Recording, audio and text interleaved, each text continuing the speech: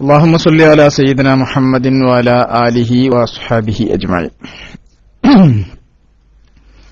ഏറ്റവും ബഹുമാനമുള്ള ഉസ്താദുമാരെ, പ്രിയപ്പെട്ട സഹോദരന്മാരെ,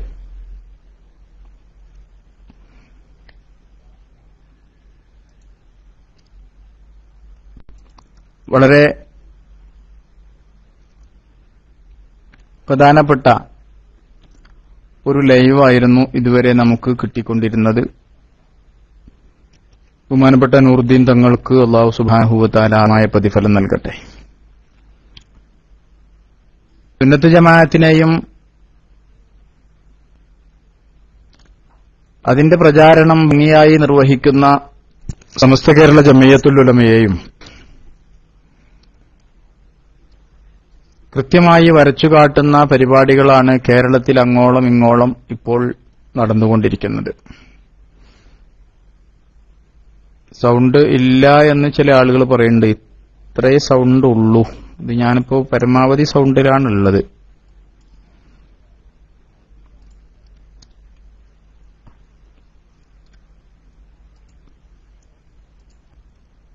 അപ്പോ സൂചിപ്പിച്ചതുപോലെ സമസ്ത കേരള ജംഇയ്യത്തുൽ ഉലമയുടെ ആശയാദർശങ്ങൾ വളരെ ഗഹനമായ രീതിയിൽ തന്നെ ചർച്ചയ്ക്ക് വിധേയമാക്കുന്ന വേദികളാണ്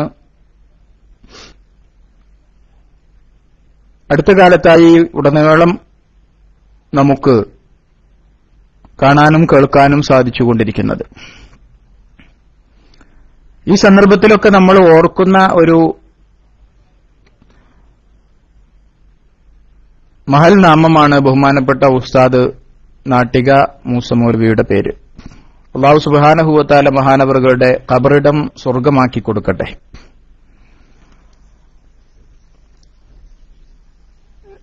ഇതിനായി എന്നെ സംബന്ധിച്ചിടത്തോളം എന്റെ ബഹുവന്യരായ ഗുരുനാഥൻ കൂടിയാണ് ബഹുമാനപ്പെട്ടവർ. നാട്ടികയിൽ ദർസ് നടത്തിയിരുന്ന കാലത്ത് 4 വർഷം ആ തിരുസന്നിധിയിൽ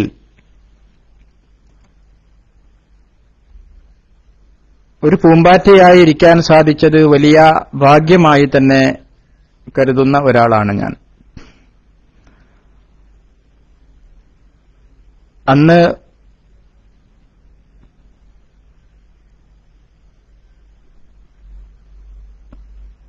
താലീമുൽ മുതഅല്ലിം എന്ന ചെറിയ കിതാബിന്റെ ഒരു ചെറിയ പദ്യശകലം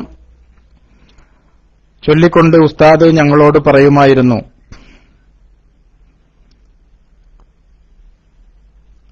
ഒരു വിദ്യാർത്ഥിക്ക് മുതഅല്ലിമിന് ഏറ്റവും പ്രധാനമായി വേണ്ടത് എത്ര സമയം ചെലവഴിച്ചാലും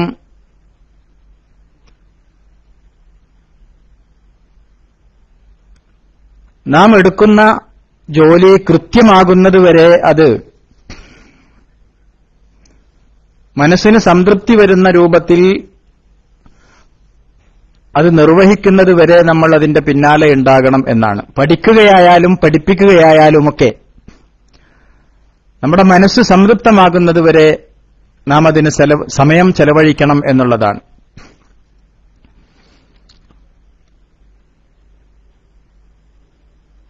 അഖീലൻ തനാലൽ ഇൽമ ഇല്ലാ ബിസിത്തത്തിൻ എന്ന് തുടങ്ങുന്ന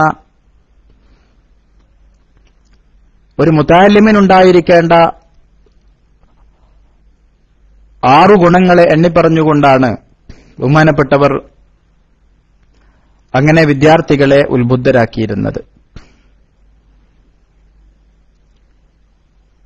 അങ്ങനെയൊക്കെ പറയുമായിരുന്നെങ്കിലും ബഹുമാനപ്പെട്ട ഉസ്താദിന്റെ ക്ലാസ്സിൽ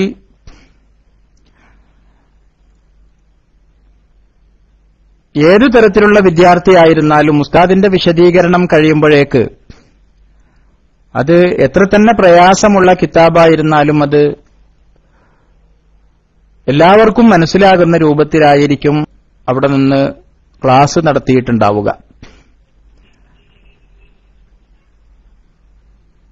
ക്ലാസ് റൂമിൽ ബഹുമാനപ്പെട്ട അബ്ദുസ്സലാം ഫൈസി എന്റെ തൊട്ടുതാഴെയായുണ്ട്. പൊന്നാനി മഅവനത്തുൽ ഇസ്ലാം അറബിക് കോളേജിൽ 16-17 ദിവസങ്ങൾ മാത്രമാണ് ബഹുമാനപ്പെട്ട ഉസ്താദിന്റെ ക്ലാസ് ഞങ്ങൾക്ക് കിട്ടിയത്. നാട്ടികയിൽ ദർസ് അവസാനിപ്പിച്ച് പിന്നെ ദേശമംഗലം മാലിക്കുബിൻ ദീനാർ ഇസ്ലാമിക് കോംപ്ലക്സിന്റെ പ്രവർത്തനവുമായി കുറെക്കാലം അങ്ങനെ കഴിഞ്ഞ് പിന്നീട് മഹാന്മാരായ സമസ്തയുടെ ഉലമാക്കൾ, ആദരണീയരായ ഉസ്താദുമാർ, അതുപോലെ തന്നെ മഹാനായ സയ്യിദ് ഹൈദരലി ശിഹാബ് തങ്ങളുമൊക്കെ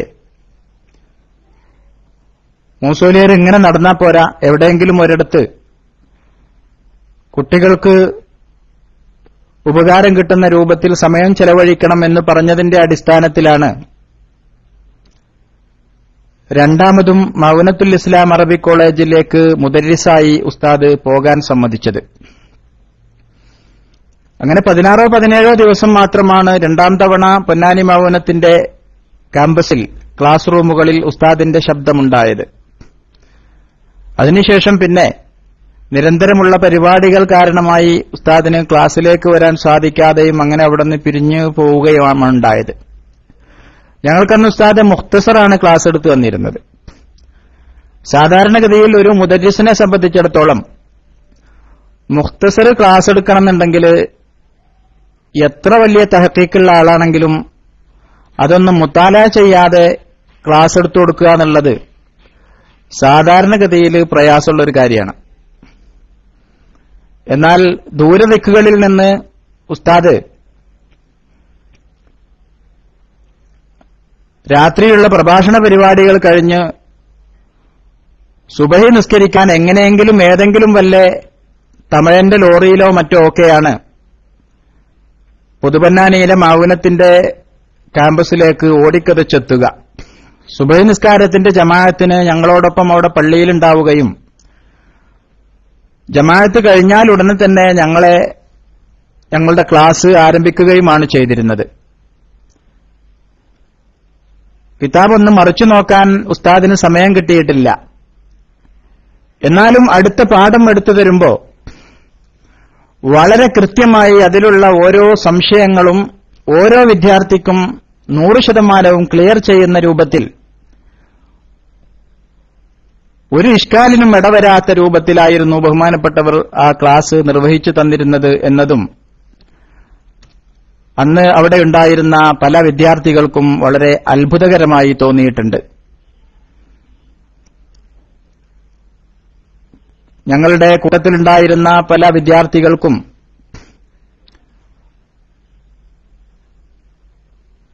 ഒരു പരിധിയോളം ഉസ്താദുമാർക്ക് വരെ ബഹുമാനപ്പെട്ടവരുടെ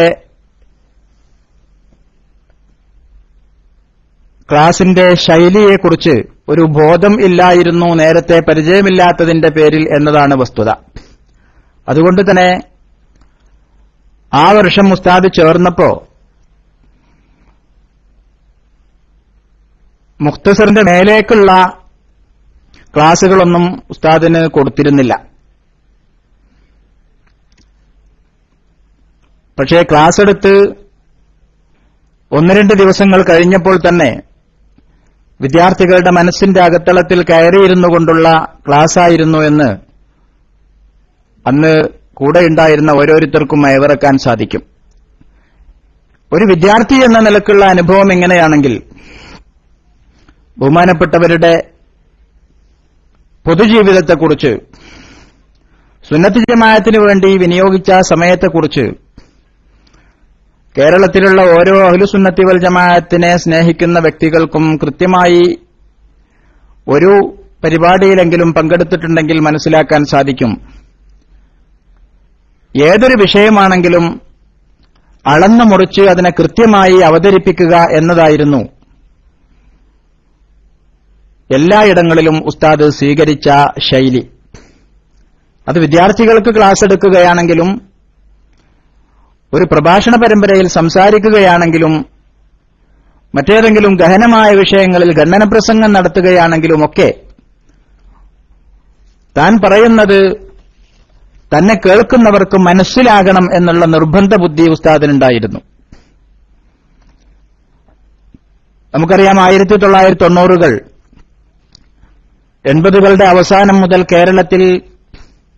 കേരള മുസ്ലിങ്ങളെ സംബന്ധിച്ചിടത്തോളം വളരെ പ്രയാസം നിറഞ്ഞ ഒരു ഘട്ടമായിരുന്നു. വിശിഷ്യ സമസ്തയെ അനുകൂലിക്കുന്ന അഹ്ലുസുന്നത്തി വൽ ജമാഅത്തിന്റെ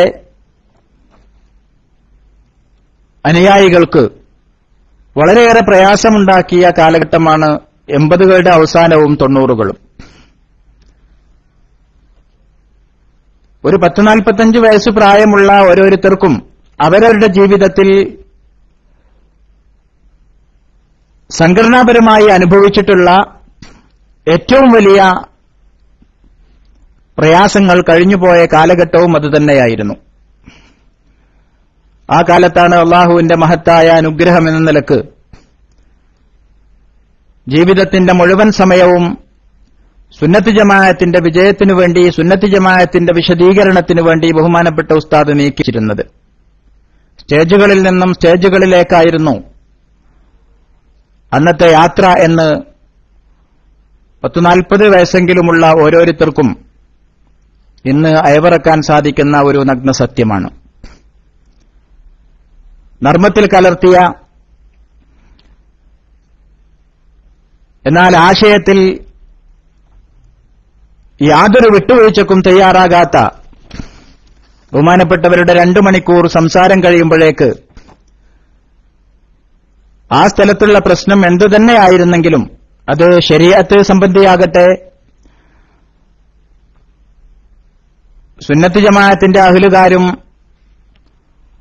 അതിന്റെ ശത്രുക്കളും തമ്മിലുള്ള അഭിപ്രായ വ്യത്യാസത്തിലുള്ള തൗഹീദ്, ശിർക്ക്, അല്ലെങ്കിൽ ശ്രീജുമാ ജമാഅത്ത്, തബസ്സുൽ ഇസ്തിഗാസ, ഈ രൂപത്തിലുള്ള കാര്യങ്ങളുമായി മുജാഹിദ്, ജമാഅത്ത്, തബ്ലീഗ്, ഖാദിയാനി, വിഘടിതർ തുടങ്ങിയ ഏതു വിഭാഗത്തിനും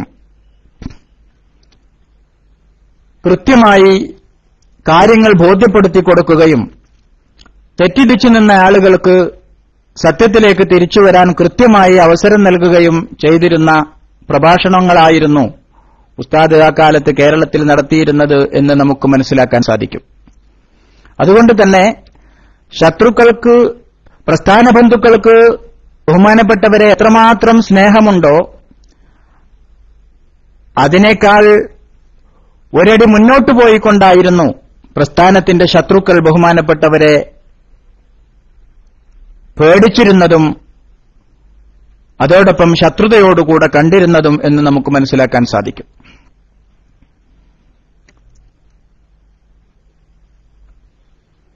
നർമ്മത്തിൽ പുരട്ടിയ കൂരമ്പുകളായിരുന്നു ശത്രു പടയുടെ നേരെ ബഹുമാനപ്പെട്ട ഉസ്താദ് തൊടുത്തുവിട്ടിരുന്നത് എന്നതുകൊണ്ട് തന്നെ സദസ്സ് മുഴുവനും കയ്യിലെടുത്തുകൊണ്ടാണ് കാര്യങ്ങളെ ബഹുമാനപ്പെട്ട ഉസ്താദ് സമൂഹത്തിന് അവതരിപ്പിച്ചു കൊടുത്തത്. ഏതാനും ചില ഉദാഹരണങ്ങൾ അത് സംബന്ധമായി നമുക്കിവിടെ നോക്കാം. 1990-കളുടെ അവസാനത്തിൽ മുസ്ലിം ഐക്യവേദി എന്ന പേരിൽ, മുസ്ലിം സൗഹൃദവേദി എന്ന പേരിൽ കേരളത്തിലെ മുഴുവൻ മുസ്ലിം സംഘടനകളെയും ഉൾക്കൊള്ളിച്ചുകൊണ്ട്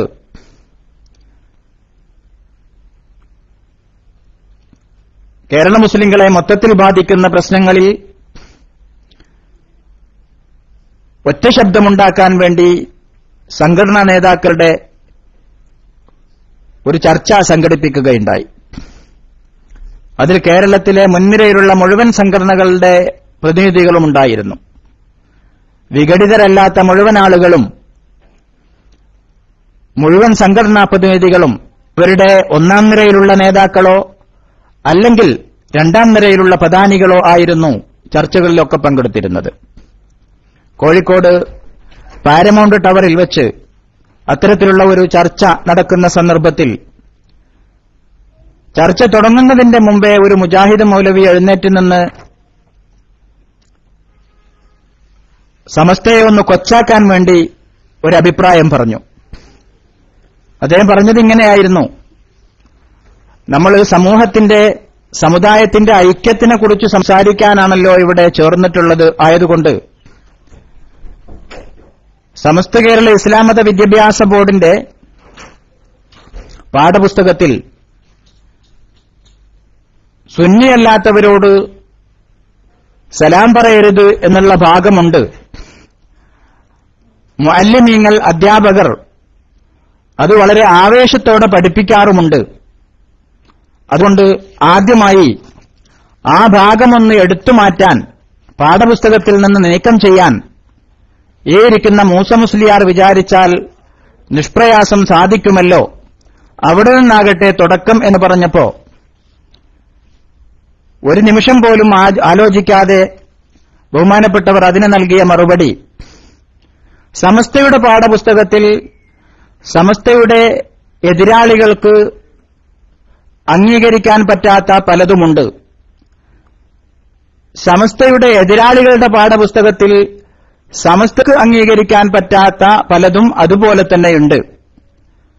ആയതിനാൽ നമ്മുടെ എല്ലാവരുടെയും പാഠപുസ്തകങ്ങൾ പരിശോധിച്ച് ഇത്തരത്തിലുള്ള കാര്യങ്ങളെക്കുറിച്ചൊക്കെ ഒരു പഠനം നടത്താൻ നമുക്കൊരു സമിതിയെ നിശ്ചയിക്കാം എന്ന് പറഞ്ഞുകൊണ്ട് ബഹുമാനപ്പെട്ട ഉസ്താദ് ആ മൗലവിക്ക് വായടപ്പൻ മറുപടി കൊടുക്കുകയും പിന്നീട് ആർക്കും അതിൽ അഭിപ്രായം പറയാനില്ലാതെ ആ ചർച്ച അവിടെ അവസാനിച്ചുകൊണ്ട് കൂടിയ കാര്യങ്ങൾക്ക് വേണ്ടി പിന്നീട് ചർച്ച തുടരുകയാണുണ്ടായത് എന്ന് ദൃക്സാക്ഷികളായ ആളുകൾ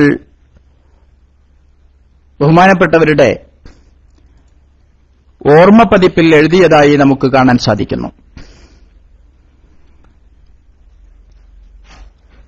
ആർക്കും കുഴപ്പമില്ലാത്ത രൂപത്തിൽ, എന്നാൽ പ്രതിയോഗിക്ക് ഇനി ഒരു രൂപത്തിലും ഇങ്ങോട്ട് തിരിച്ചു പറയാൻ പറ്റാത്ത രൂപത്തിൽ വളരെ കൃത്യമായിട്ടുള്ള മറുപടിയാണ് എല്ലാ മേഖലകളിലും ഇതുപോലെ നടത്തിയിരുന്നത് എന്ന് നമുക്ക് കാണാൻ സാധിക്കും. ഞാൻ പറയുന്നത് കേൾക്കുന്നുണ്ടല്ലോ അല്ലേ?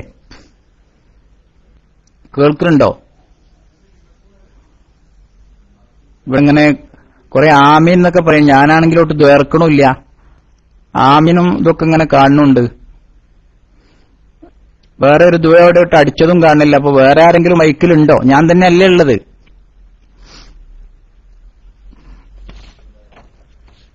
ആയിക്കോട്ടെ. അതുപോലെ തന്നെ നമുക്കറിയാം, സമസ്തയെ സംബന്ധിച്ചിടത്തോളം വളരെയേറെ സമസ്തയുടെ നേതാക്കളെയും പ്രവർത്തകരെയും വേദനിപ്പിച്ച സംഭവങ്ങളാണ് 1989 ശേഷവും ഉണ്ടായിട്ടുള്ളത്.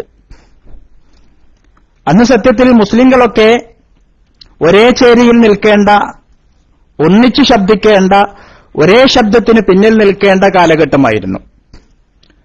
ഇസ്ലാമിക ശരീഅത്തിനെതിരിൽ ഇസ്ലാമിന്റെ ശത്രുക്കൾ മുഴുവനും ഒന്നിച്ചൊരുമിച്ച് പവാളെടുത്ത് രംഗത്തിറങ്ങിയ സമയമായിരുന്നു 1980 അവസാനം. നമുക്കൊക്കെ അറിയാവുന്നതുപോലെ ശരീഅത്ത് സംരക്ഷണ സമിതിക്ക് കീഴിൽ കേരളത്തിലും ഇന്ത്യയുടെ മറ്റിതര സംസ്ഥാനങ്ങളിലുമൊക്കെ അവിടങ്ങളിലൊക്കെയുള്ള മുസ്ലിം സംഘടനകൾ ഒന്നിച്ചു ശബ്ദമുയർത്തുമ്പോൾ കേരളത്തിൽ അതിന്റെ മുൻപന്തിയിൽ നിന്നിരുന്നത് കേരളത്തിലെ വളരെ പ്രധാനപ്പെട്ട ഭൂരിപക്ഷത്തിന്റെ അംഗീകാരമുള്ള, ആധികാരികമായി എന്തെങ്കിലും ഒരു കാര്യത്തിൽ തീർപ്പ് കൽപ്പിക്കാൻ അർഹതയും അവകാശവും അധികാരവുമുള്ള സമസ്ത കേരള ജമിയത്തുൽ ഉലമ എന്ന പണ്ഡിത സഭയായിരുന്നു. നേരത്തെ പറഞ്ഞതുപോലെ ഒരു 10-45 വയസ്സെങ്കിലും പ്രായമുള്ള എല്ലാവർക്കും അറിയാവുന്നതുപോലെ അക്കാലത്ത് നമ്മളൊക്കെ കാണുന്നവരിൽ വെച്ച്, നമ്മുടെയൊക്കെ മുമ്പിലുള്ള പണ്ഡിതന്മാരിൽ വെച്ച് ഏറ്റവും ഉന്നതരായ പണ്ഡിത മഹാരഥന്മാരായിരുന്നു അന്ന് സമസ്തയെ നയിച്ചിരുന്നത്. ബഹുവന്യരായ കണ്ണിയത്ത് ഉസ്താദും മഹാനായ ശംസുൽ ഉലമയും നവറല്ലാഹു തആല മർഖദഹുമ ആമീൻ, അവർ സമസ്തയെ നയിക്കുന്ന കാലമാണ്. അന്നാണ് ശരീഅത്ത് സംരക്ഷണ സമിതിക്ക് കീഴിൽ കേരളത്തിൽ മുസ്ലിം ശരീഅത്തിനെ സംരക്ഷിക്കുന്നതിനു വേണ്ടിയുള്ള ഇസ്ലാമിക സംഘടനകളുടെ അഭിപ്രായ സ്വരൂപണത്തിനു വേണ്ടിയും ആ അഭിപ്രായം ഒന്നിച്ച് ഭരണ നേതൃത്വത്തിന്റെ മുമ്പിൽ അറിയിക്കുന്നതിനു വേണ്ടിയും ഒരുമിച്ച് കൂടിയിരുന്നത്. അതിന്റെ പേരിൽ മഹാനായ ശംസുൽ ഉലമ നവറല്ലാഹു തആല മർഖദഹു തങ്ങൾ സമസ്തയുടെ ആശയത്തിൽ നിന്ന് പിന്നോട്ടുപോയി സമസ്തയെ രാഷ്ട്രീയവൽക്കരിച്ചു തുടങ്ങിയ അടിസ്ഥാനമില്ലാത്ത ആരോപണങ്ങളൊക്കെ നടത്തി സമസ്തക്കും ശംസുൽ ഉലമക്കും സുന്നത്ത് ജമാഅത്ത് നഷ്ടമായിരിക്കുന്നു, സുന്നത്ത് ജമാഅത്ത് തങ്ങളുടെ ഭാഗത്ത് മാത്രമാണുള്ളത് എന്നൊക്കെ പുലമ്പി ഒരു വിഭാഗം കേരളത്തിൽ അവരുടെ അപസ്വരങ്ങൾ പുറപ്പെടുവിച്ച കാലമായിരുന്നു അത്. ശരീഅത്തിനെതിരെ ഇസ്ലാമിന്റെ ശത്രുക്കൾ ശബ്ദിക്കുമ്പോൾ അവർക്കെതിരെ പട നയിക്കാൻ മുന്നിൽ നിൽക്കേണ്ട ആളുകൾ തന്നെ ഇസ്ലാമിന്റെ ശത്രുക്കളുടെ ഭാഗത്തു ചേരുന്ന വളരെ ദയനീയമായ സങ്കടകരമായ കാഴ്ചയായിരുന്നു അന്ന് കേരളത്തിൽ കണ്ടുവന്നിരുന്നത്. ഒരേ സമയത്ത് തന്നെ ശരീഅത്ത് വിരോധികൾക്കും മറുപടി പറയണം, അതോടൊപ്പം നിഫാഖോടുകൂടി ശരീഅത്ത് വിരുദ്ധരുടെ കൂടെ സുന്നത്ത് ജമാഅത്തിന്റെ പേരണിഞ്ഞുകൊണ്ട് കൂടെ കൂടിയവർക്കും മറുപടി നൽകേണ്ട വളരെ പ്രയാസപൂരിതമായ രംഗമായിരുന്നു 1980കളുടെ അവസാനത്തിലുണ്ടായത്. ആ കാലത്താണ് ബഹുമാനപ്പെട്ട നാട്ടിക ഉസ്താദ്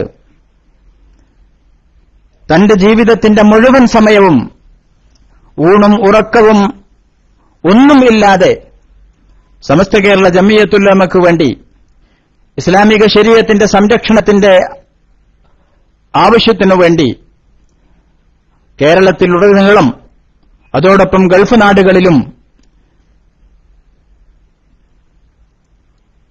സ്റ്റേജുകളിൽ നിന്ന് സ്റ്റേജുകളിലേക്കായി പറന്നു നടന്നിരുന്നത് എന്ന് വേദനയോടെയും എന്നാൽ സന്തോഷത്തോടെയും നമുക്ക് അനുസ്മരിക്കാൻ സാധിക്കുന്ന കാര്യമാണ്.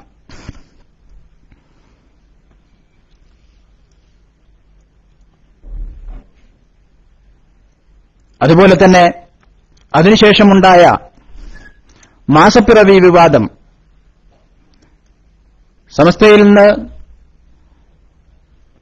പുറത്താക്കപ്പെടുകയോ അവരുടെ ഭാഷയിൽ പറഞ്ഞാൽ ഇറങ്ങിപ്പോവുകയോ ചെയ്തവരുടെ പിടിച്ചു നിൽക്കാനുള്ള ഒരു തന്ത്രമെന്ന നിലക്കായിരുന്നു പാണക്കാട് തങ്ങൾക്ക് സമാന്തരമായി കേരളത്തിന്റെ മിക്കല്ലുകളിലും അവർ ഖാളിമാരെ നിശ്ചയിച്ചത്.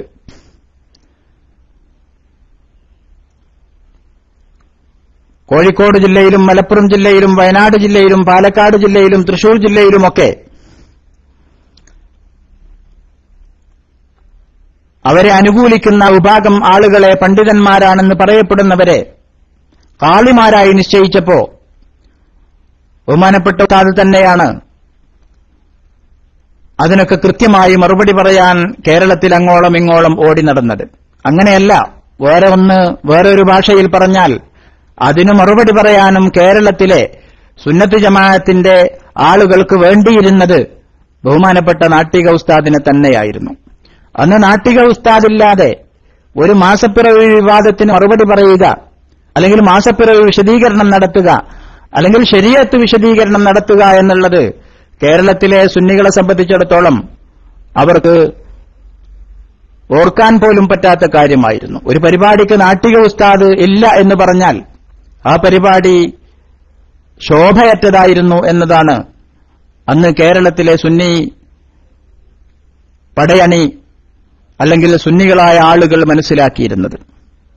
അതുകൊണ്ട് തന്നെ എല്ലാവർക്കും നാട്ടിക ഉസ്താദിനെ വേണമായിരുന്നു. കാരന്തൂരിൽ മാസപ്പിറവി വിശദീകരണത്തിന് ആ മഹല്ലത്തുകാർ പരിപാടി നിശ്ചയിച്ചുകൊണ്ട് ബഹുമാനപ്പെട്ട ഉസ്താദിനെ ക്ഷണിച്ചു. ഉസ്താദ് ധൈര്യപൂർവ്വം കാരന്തൂരിൽ പോയി മാസപ്പിറവിയുടെ വിഘടിത വിഭാഗം സ്വീകരിച്ച നിലപാടിലുള്ള പോരായ്മകളും അതിലുള്ള വങ്കത്വങ്ങളും തുറന്നു കാണിച്ചുകൊണ്ട് സംസാരിക്കുകയും ഫത്ഹുൽ മുഈൻ അടക്കമുള്ള കിതാബുകളുടെ ഇബാറത്ത് ഉദ്ധരിച്ചുകൊണ്ട് പിരിവിന്റെ ഇടയിൽ ഈ സാധു ഓതിയതെല്ലാം പോയി എന്ന് സിംഹത്തിന്റെ കൂട്ടിൽ പോയി തന്നെ സിംഹത്തെ വെടിവെക്കുന്ന വളരെ സാഹസികമായ, എന്നാൽ കണ്ടു നിൽക്കുന്നവർക്കും കേൾക്കുന്നവർക്കും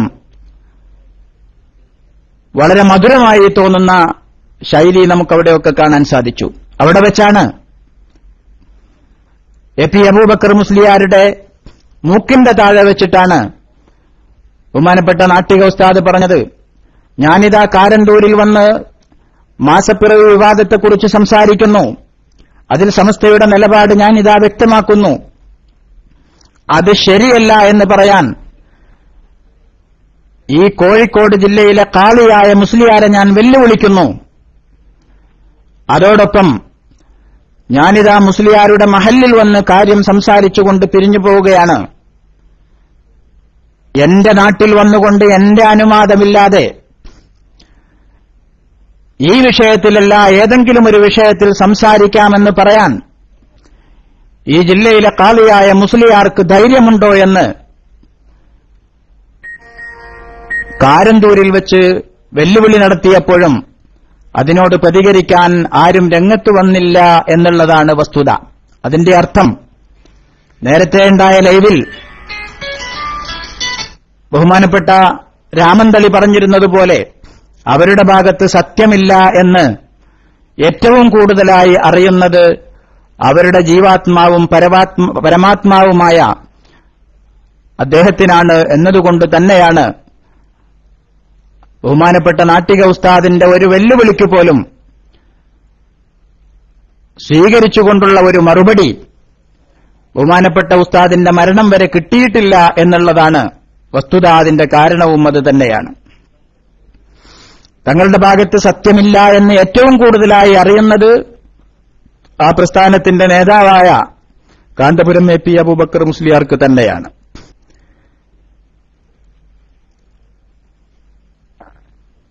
അതുപോലെ തന്നെ ബഹുമാനപ്പെട്ട ഉസ്താദ് പ്രാഥമിക വിദ്യാഭ്യാസം നടത്തിയത് ഉസ്താദിന്റെ വീടിന്റെ തൊട്ടുമുമ്പിൽ തന്നെയുള്ള ഞങ്ങളുടെ മഹല്ലിലെ ഹിദായത്തുൽ ഇസ്ലാം കേന്ദ്ര മദ്രസയിൽ നിന്നാണ്. 4ാം തരം വരെയാണ് അവിടെ പഠിച്ചത് എന്നാണ് ഉസ്താദ് പറഞ്ഞിട്ടുള്ളത്. അതിനുശേഷം പിന്നെ ഞങ്ങളുടെയൊക്കെ ഉസ്താദായ ഞങ്ങളുടെ നാട്ടിൽ തന്നെയുള്ള വെമ്മുള്ളി മൂസ മുസ്ലിയാർ എന്ന് പറയുന്ന മറ്റൊരു മൂസ മുസ്ലിയാരുണ്ട്. നാട്ടിക ഉസ്താദും വെമ്മുള്ളി മൂസ മുസ്ലിയാർ തന്നെയാണ്. വെമ്മുള്ളി എന്ന കുടുംബപ്പേരാണ്. ആ കുടുംബപ്പേരുള്ള മറ്റൊരു മൂസ മുസ്ലിയാർ ഞങ്ങളുടെ നാട്ടിലുണ്ട്. എന്റെ ഉസ്താദാണ്. ഞങ്ങളുടെയൊക്കെ മഹലിന്റെ പ്രസിഡന്റായിരുന്നു. മദ്രസയിൽ പ്രധാനാധ്യാപകനായി ജോലി ചെയ്തിട്ടുണ്ട്.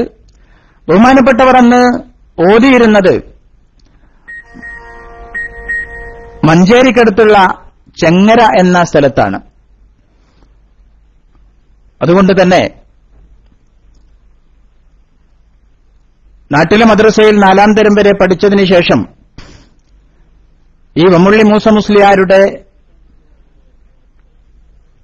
സഹായത്തോടുകൂടി പിന്നീട് ബഹുമാനപ്പെട്ട നാട്ടിക ഉസ്താദ് ദർസിൽ ചേർന്ന് പഠിച്ചത് ചെങ്ങരയിലായിരുന്നു. അവിടെ പഠിക്കുന്ന കാലത്താണ്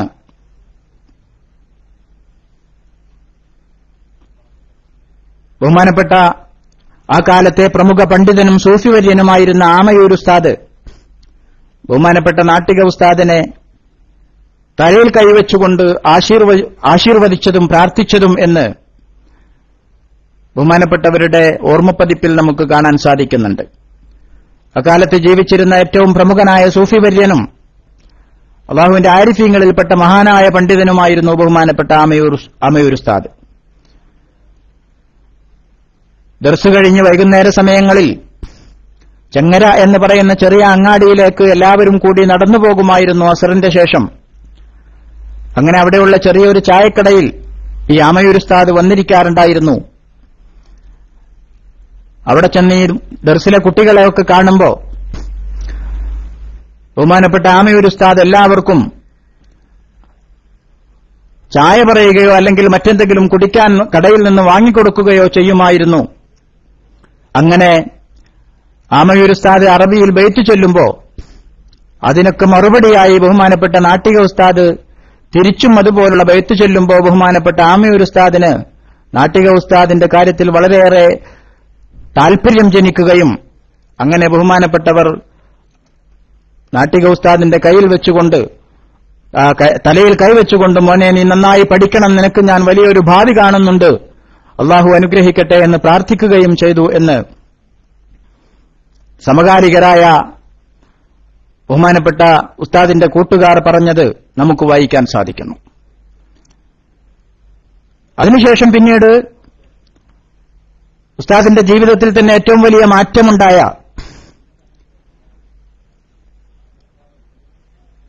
പൊന്നാനി മഅൂനത്തുൽ ഇസ്ലാം അറബി കോളേജിലെ പഠനകാലത്തേക്ക് നീങ്ങുകയാണ്. ചങ്ങരയിൽ നിന്ന് നാട്ടിൽ തിരിച്ചെത്തി കുറച്ചുകാലം എവിടെയും പോകാതിരുന്നപ്പോഴാണ് ബഹുമാനപ്പെട്ട ഉസ്താദിന്റെ ഉമ്മ കദിയുമ്മ താത്ത ബഹുമാനപ്പെട്ട ഉസ്താദിനെയും കൂട്ടി കൈപിടിച്ചുകൊണ്ട് ഞങ്ങളുടെ അടുത്ത പ്രദേശമായ മനഴയിലുണ്ടായിരുന്ന ബഹുമാനപ്പെട്ട ഉസ്താദ് കെ അബ്ദുള്ള മുസ്ലിയാരെ സമീപിക്കുന്നത്. കെ അബ്ദുള്ള മുസ്ലിയാരുടെ അടുക്കലേക്ക് കൂട്ടിക്കൊണ്ടുപോയി ബഹുമാനപ്പെട്ട ഉസ്താദിന്റെ ഉമ്മ ഇന്നും ജീവിച്ചിരിപ്പുണ്ട്. വളരെ അവശനിലയിലാണ്. വ്യക്തിപരമായി എന്നോട് വളരെയേറെ സ്നേഹമുള്ള ഒരു ഉമ്മയാണ്. ഞാൻ എപ്പോഴും നാട്ടിൽ ചെല്ലുമ്പോൾ ആദ്യമായി കാണുന്ന വ്യക്തികളിൽ ആളാണ് ബഹുമാനപ്പെട്ട ഉസ്താദിന്റെ ഉമ്മ. ഉസ്താദ് ഉള്ള കാലത്തായിരുന്നാലും ഇപ്പോഴായിരുന്നാലുമൊക്കെ ഇപ്പോൾ വളരെ തീരെ കിടപ്പിലാണ്. അല്ലാഹു സുബ്ഹാനഹു വ തആല ശിഫ നൽകട്ടെ. എല്ലാവരും ബഹുമാനപ്പെട്ട ഉസ്താദിന്റെ ഉമ്മാക്ക് വേണ്ടി പ്രത്യേകം പ്രാർത്ഥിക്കണം. അങ്ങനെ ഉമ്മ കൈപിടിച്ചുകൊണ്ട് ബഹുമാനപ്പെട്ട ഉസ്താദിനെ കെ അബ്ദുള്ള മുസ്ലിയാരുടെ അടുക്കലേക്ക് കൂട്ടിക്കൊണ്ടുപോയി. അങ്ങനെയാണ് ഉസ്താദിന്റെ ജീവിതത്തിൽ ഒരു വഴിത്തിരിവായ സംഭവം ഉണ്ടാകുന്നത്. പൊന്നാനി മഅൂനത്തുൽ ഇസ്ലാം അറബി കോളേജിൽ പഠിക്കുന്ന കാലത്താണ് തർക്കവിഷയങ്ങളിൽ ഉസ്താദ് കൂടുതൽ പ്രാവീണ്യം നേടുന്നതും തന്റെ സ്വതസിദ്ധമായ ആ സ്വഭാവം അല്ലെങ്കിൽ ആ ശൈലി കൂടുതൽ പ്രകടമാക്കാൻ ഉസ്താദിന് അവസരം കിട്ടുന്നതുമൊക്കെ അന്നാണ്.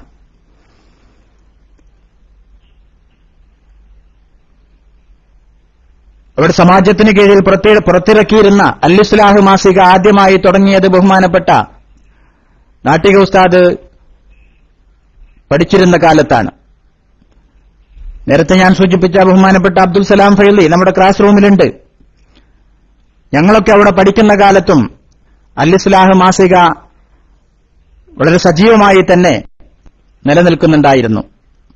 അതിന്റെ തുടക്കക്കാർ ബഹുമാനപ്പെട്ട സയ്യിദ് ഹൈദർ അലി ശിഹാബ് തങ്ങളും ബഹുമാനപ്പെട്ട നാട്ടിക ഉസ്താദും അതുപോലെ തന്നെ പുറങ്ങ് അബ്ദുള്ള മൗലവിയുമായിരുന്നു.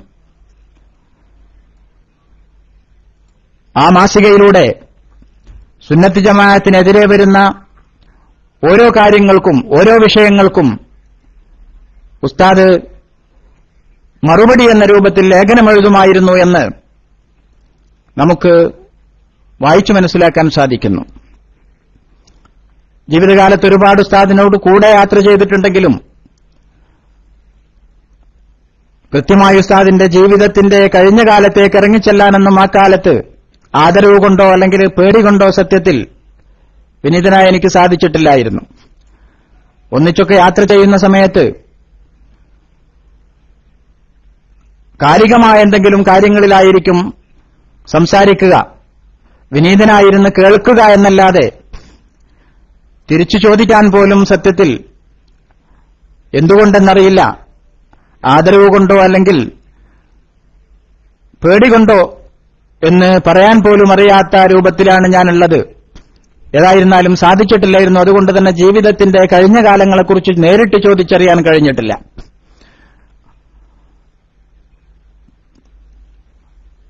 അങ്ങനെ ആ കാലത്ത് ബഹുമാനപ്പെട്ട കെ അബ്ദുള്ള മുസ്ലിയാർ അല്ലാഹു സുബ്ഹാനഹു വ തആല മഹാനവറുകളുടെ ഖബറിനെയും സ്വർഗ്ഗത്തോപ്പാക്കി കൊടുക്കട്ടെ, ജാമിയയിൽ വെച്ച് വിനിതനായ എന്റെയും ഉസ്താദാണ് ബഹുമാനപ്പെട്ട കെ അബ്ദുള്ള മുസ്ലിയാർ. അങ്ങനെ പ്രത്യേകിച്ച് ഖാദിയാനിസത്തെക്കുറിച്ച് ബഹുമാനപ്പെട്ട നാട്ടിക ഉസ്താദ് ഗഹനമായി പഠനം നടത്തുകയും പൊന്നാനിയിലും മറ്റും ഖാദിയാനികൾക്കെതിരെ ഉസ്താദ് തന്നെ പ്രഭാഷണം നടത്തുകയും ചെയ്തിരുന്നു എന്ന് കാണാൻ സാധിക്കുന്നു, വിദ്യാർത്ഥിയായിരിക്കെ തന്നെ. സമയക്കുറവുകൊണ്ട് ഞാൻ ചുരുക്കിക്കൊണ്ടുപോകുന്നു. അവിടെ പഠിച്ചിരുന്ന കാലത്താണ് അൽ ഇസ്ലാഹ് മാസികയിലൂടെയും മൗനത്തുൽ ഇസ്ലാം അറബിക് കോളേജിലെ സമാജത്തിലുള്ള പ്രഭാഷണ പരിപാടികളിലൂടെയും തർക്കവിഷയങ്ങളിൽ കൂടുതൽ പഠനം നടത്തുകയും അങ്ങനെ കാര്യങ്ങൾ അവതരിപ്പിക്കുകയും ചെയ്തിരുന്നതായി ഉസ്താദ് തന്നെ പലപ്പോഴും പറയുകയും ബഹുമാനപ്പെട്ട ഉസ്താദിന്റെ ഓർമ്മപ്പതിപ്പിൽ അത് വായിക്കാൻ സാധിക്കുകയും ചെയ്തിട്ടുണ്ട്.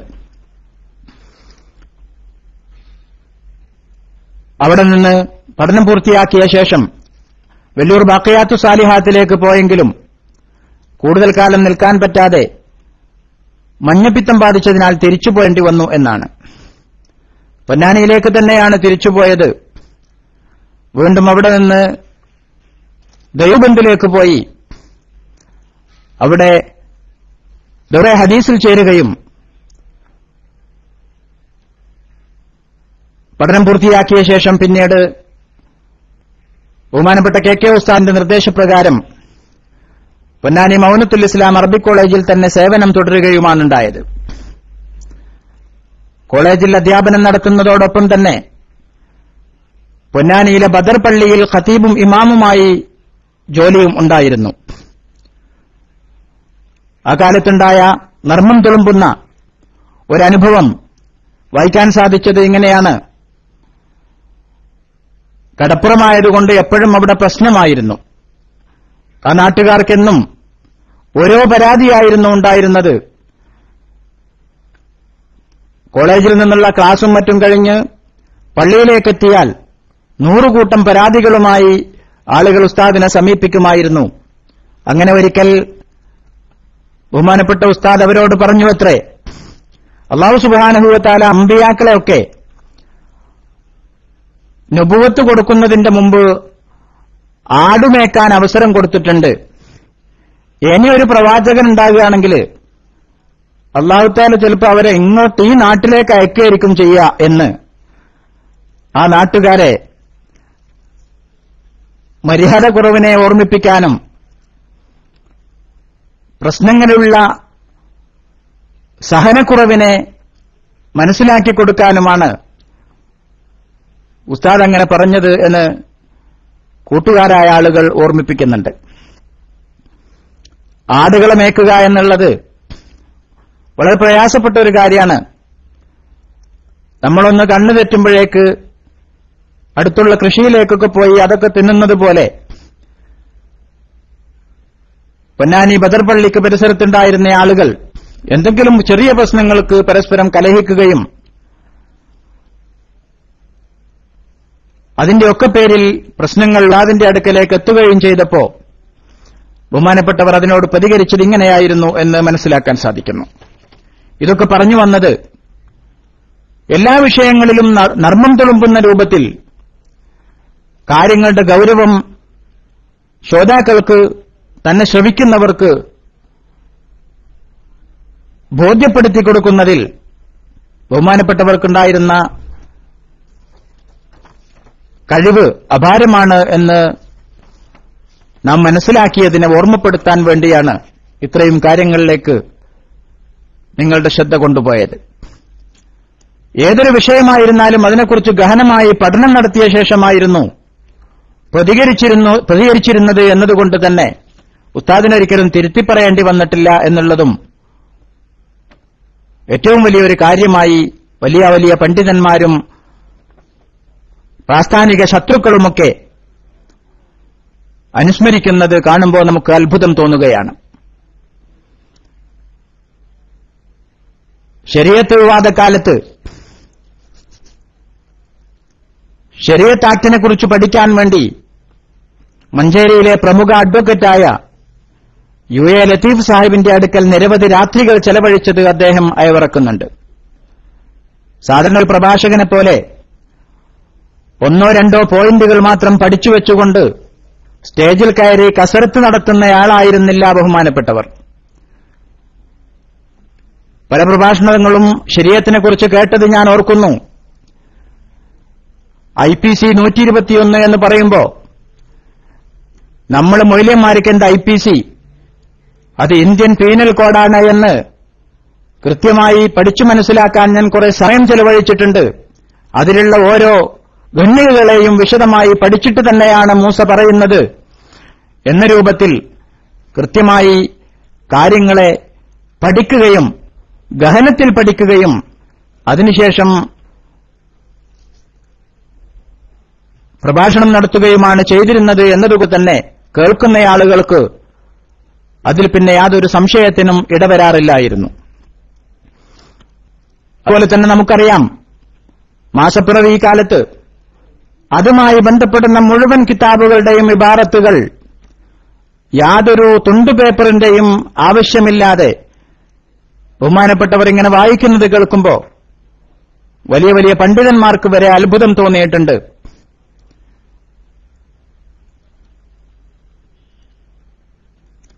അതുപോലെ തന്നെ പഞ്ചായത്ത് പ്രസിഡന്റായപ്പോ ബഹുമാനപ്പെട്ടവർ ആദ്യമായി ചെയ്തത് പഞ്ചായത്ത് ആക്ട് പഠിക്കുകയായിരുന്നു.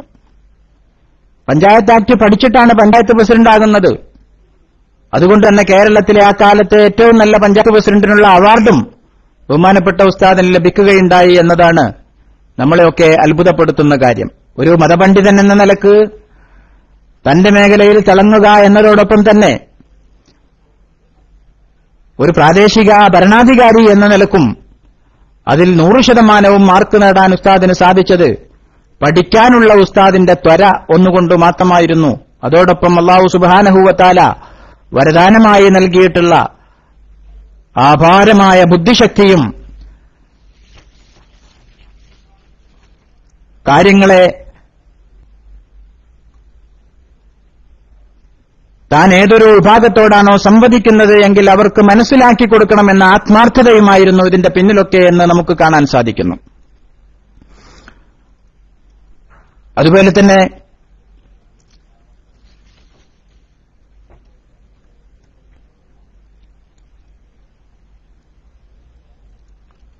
ഇങ്ങനെ എല്ലാ മേഖലകളിലും തിളങ്ങി നിൽക്കുമ്പോഴും ഏതെങ്കിലും തരത്തിലുള്ള ഒരു ആർഭാടം അത് ഉസ്താദിനെ ഒരിക്കലും പിടികൂടിയിട്ടില്ലായിരുന്നു. വസ്ത്രധാരണത്തിന്റെ കാര്യത്തിലായാലും ഭക്ഷണത്തിന്റെ കാര്യത്തിലായിരുന്നാലും മറ്റു ജീവിതത്തിന്റെ ഏത് മേഖലകളെക്കുറിച്ചാണെങ്കിലും ബഹുമാനപ്പെട്ട ഉസ്താദിനോട് പലയിടങ്ങളിലും പ്രഭാഷണത്തിന് ചെല്ലുമ്പോൾ ഭക്ഷണത്തെക്കുറിച്ച് വലിയൊരു നേതാവല്ലേ, ഒന്ന് ചോദിച്ചറിയാമെന്ന രൂപത്തിൽ ആരെങ്കിലും എങ്ങനെയാണ് ഉസ്താദെ ഭക്ഷണത്തിന്റെ രീതി എന്നൊക്കെ ചോദിച്ചാൽ ഉസ്താദ് അതിന് ഒറ്റ വാക്കിൽ പറഞ്ഞിരുന്ന മറുപടി എനിക്ക് വസുവാസില്ല എന്നുള്ളതാണ്. അതിന്റെ അർത്ഥം ഇന്നതേ കഴിക്കൂ ഇന്നത് കഴിച്ചുകൂടാ എന്നില്ല, എന്തു ഭക്ഷണമായാലും വിരോധമില്ല എന്നുള്ള അർത്ഥത്തിലായിരുന്നു ബഹുമാനപ്പെട്ട ഉസ്താദ് അങ്ങനെ പറഞ്ഞിരുന്നത്. വസ്ത്രധാരണത്തിന്റെ രീതി നമുക്കൊക്കെ അറിയാവുന്നതാണ്. പലപ്പോഴും മുഷിഞ്ഞ വസ്ത്രങ്ങളായിരുന്നു ഉസ്താദ് ധരിച്ചിരുന്നത്. നാട്ടികയിൽ ഓതുന്ന കാലത്ത് ഒരിക്കൽ ഉസ്താദിന്റെ വസ്ത്രമെടുത്തുകൊണ്ട് ഞാൻ അലക്കാൻ വേണ്ടി കൊണ്ടുപോയി. അലക്കാൻ വേണ്ടി കൊണ്ടുപോയപ്പോ ഞാൻ അലക്കാൻ തുടങ്ങിയിടത്തേക്ക് ഉസ്താദ് അലക്കാൻ പോകുന്നത് പള്ളിയിൽ നിന്ന് കുറച്ച് ദൂരേക്ക് പോകണം. മദ്രസയിലാണ് ഞങ്ങളൊക്കെ അലക്കുകയും കുളിക്കുകയും ചെയ്തിരുന്നത്. കുറച്ചങ്ങോട്ട് നടന്നു പോയി 5 മിനിറ്റ് നടന്നു പോകാനുണ്ട്. ഞാൻ മദ്രസയിലെത്തി. എന്റെ വസ്ത്രം അലക്കുന്ന കൂട്ടത്തില് ഇതും അലക്കി തുടങ്ങിയതേയുള്ളൂ. അപ്പോഴേക്ക് ഉസ്താദ് വന്നിട്ട് ആ വസ്ത്രം പിടിച്ചു വാങ്ങിക്കൊണ്ട് തിരിച്ചു കൊണ്ടുപോയിട്ട് എന്നോട് പറഞ്ഞു, നിങ്ങളെ ഞാൻ ഇങ്ങോട്ട് കൊണ്ടുവന്നിട്ടുള്ളത് എന്റെ തുണി അലക്കാനല്ല, കിതാബ് ഓതി പഠിക്കാനാണ്. അവനാന്റത് വല്ലതുണ്ടെങ്കിൽ അത് അലക്കിയിട്ട് വേഗം പോയി ഓതാൻ നോക്കുക എന്ന് പറഞ്ഞ് ബഹുമാനപ്പെട്ട ഉസ്താദ് അത് പിടിച്ചു വാങ്ങിക്കൊണ്ടുപോയ അനുഭവം ഈ വിനീതനായ എന്റെ ജീവിതത്തിൽ തന്നെ ഉണ്ടായതാണ്. അപ്പോൾ പലപ്പോഴും മുഷിഞ്ഞ വസ്ത്രങ്ങളായിരുന്നു ഉസ്താദ് ധരിച്ചിരുന്നത്. പല കൂട്ടുകാരും നേതാക്കന്മാരും അതിനെക്കുറിച്ച് ഉസ്താദിനോട് പറയാറുണ്ടായിരുന്നു.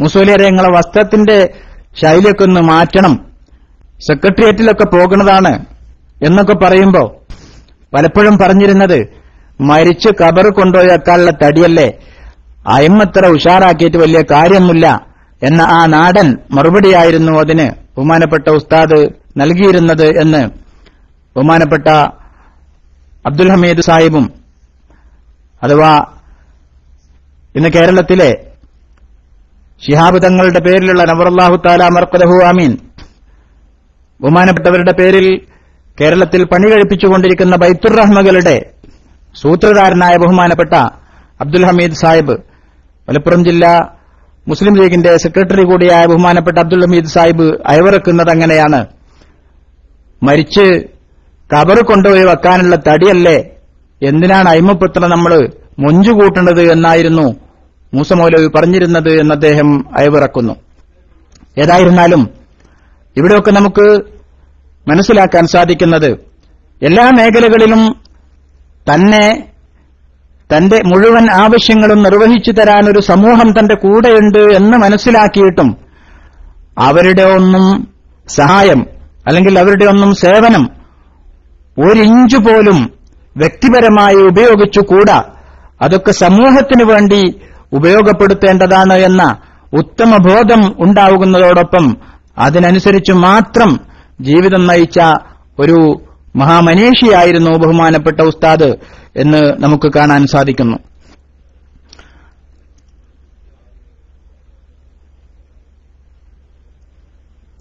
നേരത്തെ പറഞ്ഞതുപോലെ ഏത് കാര്യമാണോ ഉസ്താദ് കൈകാര്യം ചെയ്യുന്നതെങ്കിൽ അത് വളരെ ഗഹനമായി അതിനെക്കുറിച്ചുള്ള പഠനം നടത്തിയാണ്, അതിനെത്ര സമയം ചെലവഴിച്ചാലും അത് ഉസ്താദ് പ്രയാസമായി കാണാറില്ല എന്നുള്ളതാണ് വസ്തുത.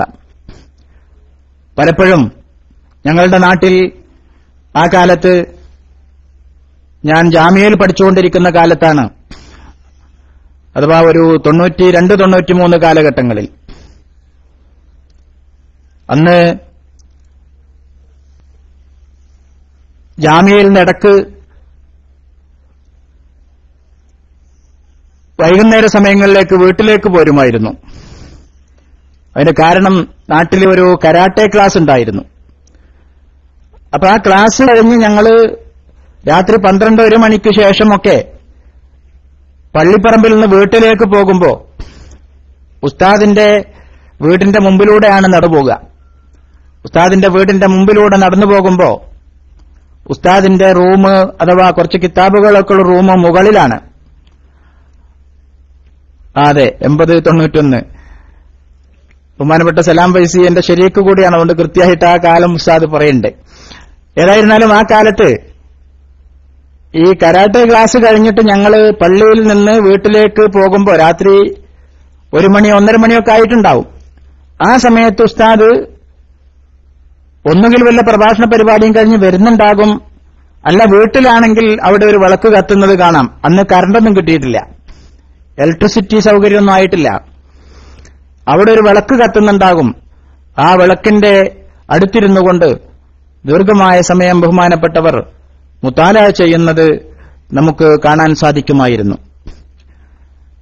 ഉറക്ക് എന്ന് പറയുന്നത് ഉസ്താദിന്റെ ജീവിതത്തിൽ വല്ലയിടത്തേക്കും പോകുമ്പോ വണ്ടിയിലിരുന്നു കൊണ്ടുള്ള സമയം മാത്രമായിരുന്നു ഉസ്താദ് കാര്യമായി ഉറങ്ങിയിരുന്നത്. ഉസ്താദിന്റെ പ്രധാനപ്പെട്ട ഡ്രൈവർമാരെന്ന് പറയുന്നത് ഞങ്ങളുടെ നാട്ടിലുള്ള ഒരു കുഞ്ഞുട്ടി എന്ന് പറയുന്ന ഒരു ചെറുപ്പക്കാരനാണ്. അദ്ദേഹം ഇപ്പൊ സൗദിയിലാണുള്ളത്. അതുപോലെ തന്നെ ദേശമംഗലത്തായിരുന്ന കാലത്ത് ബഹുമാനപ്പെട്ട ഒരു അബ്ദുൽ ജലീൽ ഉണ്ടായിരുന്നു.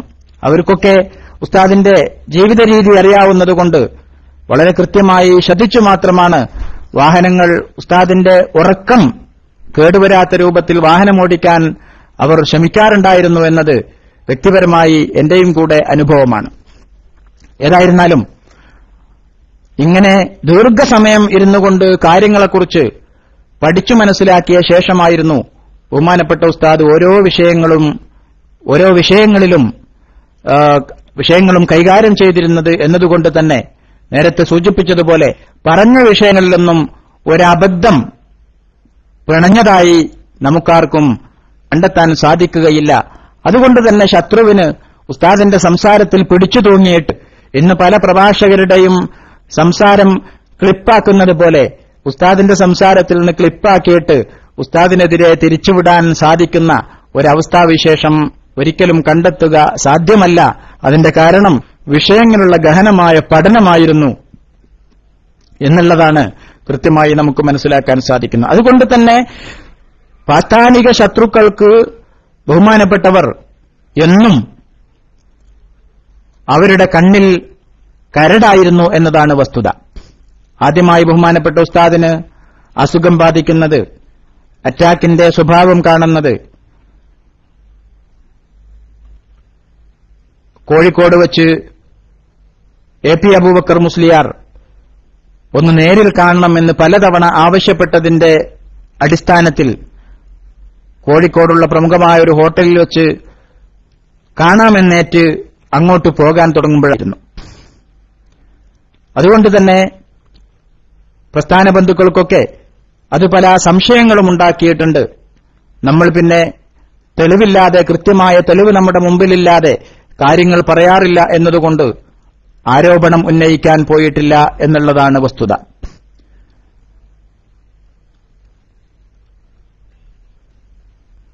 സമസ്ത കേരള ജമിയത്തുൽ ഉലമയുടെ ഏതെല്ലാം ശത്രുക്കളുണ്ടോ, അഥവാ സുന്നത്ത് ജമാഅത്തിന്റെ ശത്രുക്കളായി കേരളത്തിൽ ആരൊക്കെയുണ്ടോ അവരൊക്കെ അവരുടെ കണ്ണിലെ പ്രധാനപ്പെട്ട കരടായി ആ കാലത്ത് കണ്ടിരുന്നത് ബഹുമാനപ്പെട്ട ഉസ്താദിനെ തന്നെയായിരുന്നു.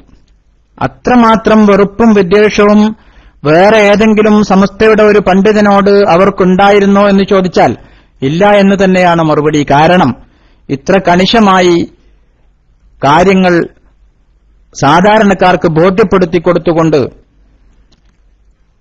അവരുടെയൊക്കെ പ്രസ്ഥാനങ്ങളിൽ കുടുങ്ങിപ്പോയ ആളുകളെ അതിൽ നിന്ന് തിരികെ കൊണ്ടുവരുന്ന ഒരു പ്രകൃതക്കാരനായിരുന്നു ഉസ്താദ്. ഉദാഹരണമായി കണ്ണൂർ ജില്ലയിൽ മട്ടന്നൂരിനടുത്ത് ഒരു കുടുംബം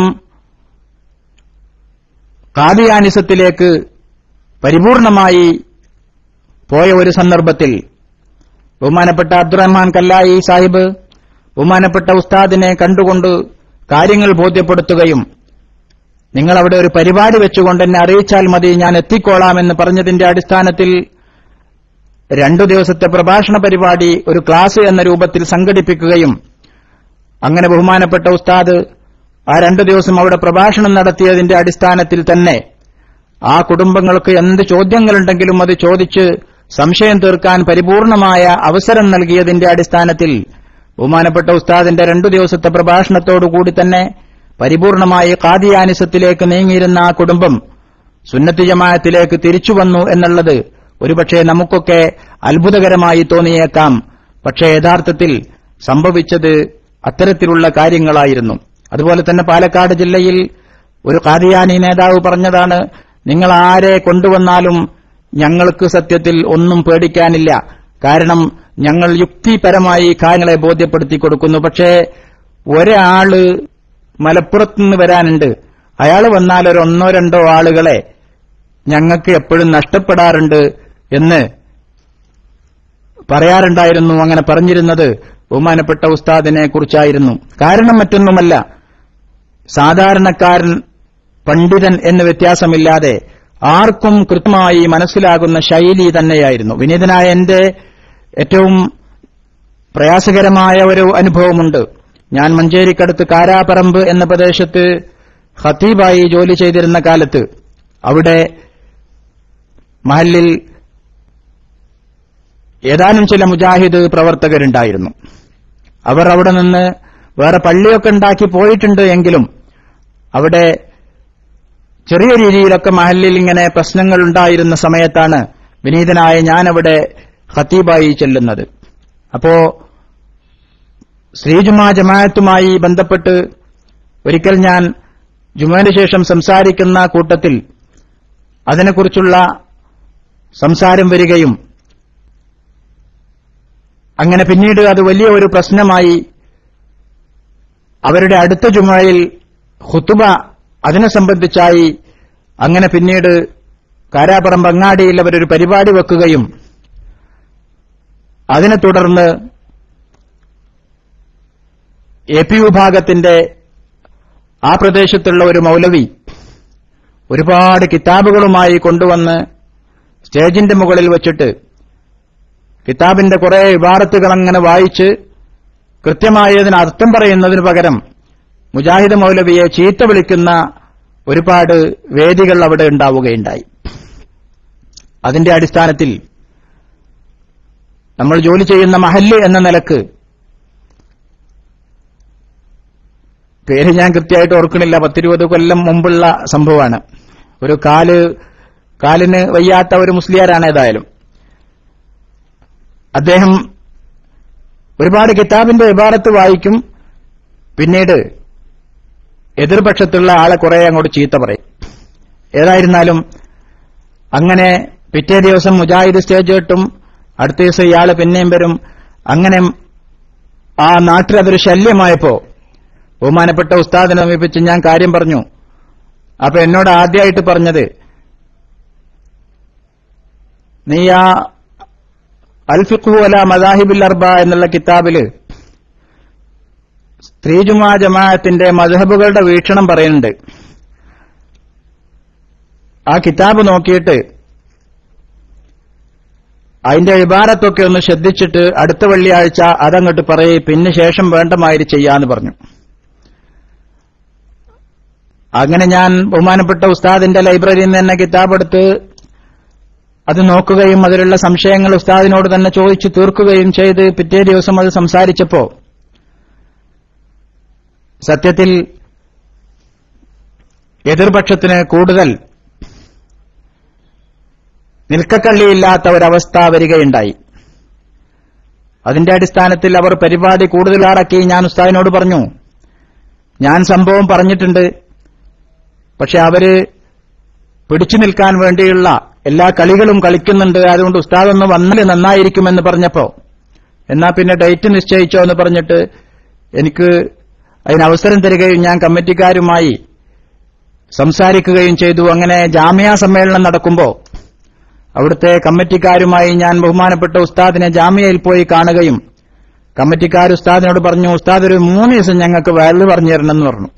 അപ്പൊ ഉസ്താദ് ചിരിച്ചിട്ട് പറഞ്ഞു, 3 ദിവസമൊന്നും വേണ്ട, ഞാനൊരു ദിവസം വരാം, ബാക്കി നിങ്ങൾ വയല് പറയാനൊക്കെ മൂല്യന്മാരെ വിളിച്ചോളി, എനിക്ക് വയല് പറയാനൊന്നും അറിയില്ല, ഞാനൊരു ദിവസം വന്നിട്ട് 2 മണിക്കൂർ സംസാരിച്ചോളാം എന്ന് പറഞ്ഞ് അങ്ങനെ ഉസ്താദ് വന്നിട്ട് 2 മണിക്കൂർ സംസാരിച്ചു.